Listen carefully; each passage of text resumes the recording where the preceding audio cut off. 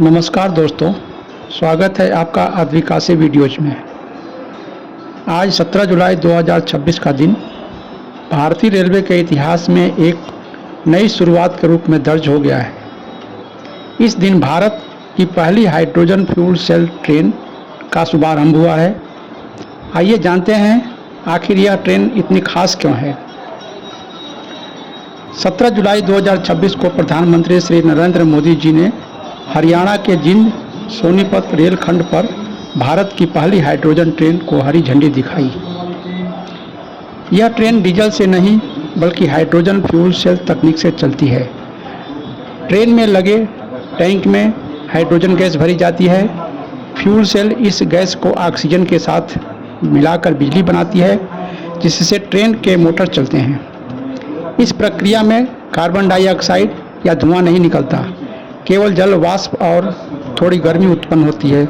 इसलिए इसे पर्यावरण के लिए बेहद सुरक्षित माना जाता है।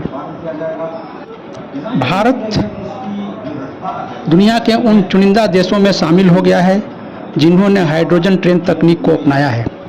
इस परियोजना का उद्देश्य है डीजल की खपत कम करना, प्रदूषण घटाना, स्वच्छ ऊर्जा को बढ़ावा देना और भारतीय रेलवे को भविष्य के लिए तैयार करना। विशेषज्ञों का मानना है कि आने वाले वर्षों में ऐसी ट्रेनें उन रेल मार्गों पर भी चलाई जा सकती हैं जहां विद्युतीकरण करना कठिन या बहुत महंगा है। इस ट्रेन में कोचों की संख्या लगभग 10 रखी गई है, जिसमें 8 यात्री कोच और 2 हाइड्रोजन पावर ड्राइविंग कोच। कुल यात्री क्षमता लगभग 2600 यात्री और बैठने की क्षमता 682 सीटें हैं। इंजन की शक्ति 1200 किलोवाट अर्थात कुल 2400 किलोवाट की है।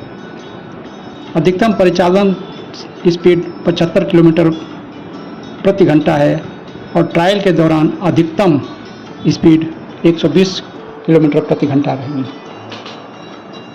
हाइड्रोजन रिफ्यूलिंग स्टेशन जिंद में विशेष रूप से बनाया गया है। आइए इस उपलक्ष्य में मोदी जी के संबोधन का कुछ भाग सुनते हैं। देश को पहली हाइड्रोजन ट्रेन मिली है।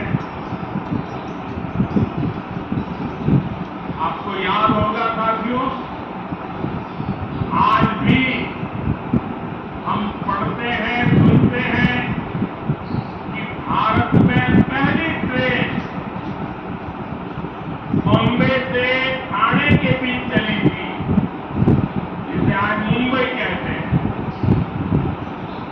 वैसे ही भविष्य में जब भी हाइड्रोजन ट्रेन का जिक्र आएगा तो जिंद का, सोनीपत का, हरियाणा का नाम भी आएगा ही आएगा। मैं आप सभी को, पूरे देश को भारतीय रेल की आधुनिकता से जुड़े इस बड़े कदम के लिए बहुत बहुत बधाई देता हूं। इसे मेक इन इंडिया परियोजना के तहत विकसित किया गया है। इसका चलाने का उद्देश्य डीजल ट्रेनों का स्वच्छ विकल्प उपलब्ध कराना और कार्बन उत्सर्जन कम करना है। मित्रों, यदि यह तकनीक सफल होती है तो भविष्य में भारतीय रेलवे अधिक स्वच्छ, आधुनिक और पर्यावरण अनुकूल बन सकता है।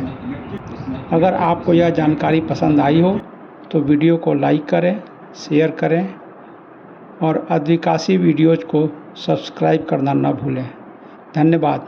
मिलते हैं अगले रोचक और ज्ञानवर्धक वीडियो में।